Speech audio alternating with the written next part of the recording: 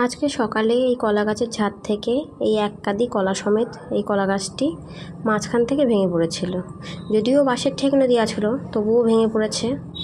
এই কলা গাছগুলি এই পুকুরের উপরেই রয়েছে লাগানো, একটাই লাগানো হয়েছিল, তার থেকে এই ঝাড়ে পরিণত হয়েছে। এখনও দু এক কাঁদি কলা রয়েছে এই ঝাড়ে। তো এরপর বড়মশাই সকালবেলায় পুকুরে নেমে কলা কাঁদিটি কেটে নিয়েছিল।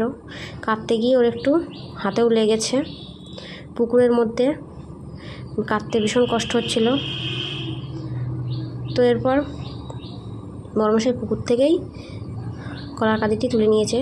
কাঁদিটি আর 10-15 দিন পুকুরের গাছে থাকলে ভালো হতো, কিন্তু যেহেতু ভেঙে পড়েছে তাই কেটে নিয়ে আসতে হলো। এখন ঘরে রেখে দিতে হবে।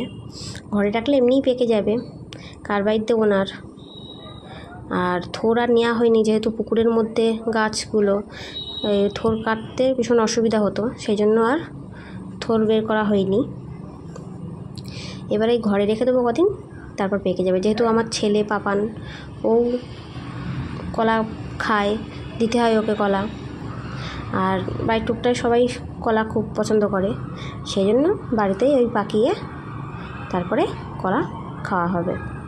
আর বাড়ির নিজের গাছের ফল খেতেও খুব ভালো লাগে। তো ভিডিওটি কেমন লাগলো জানিও।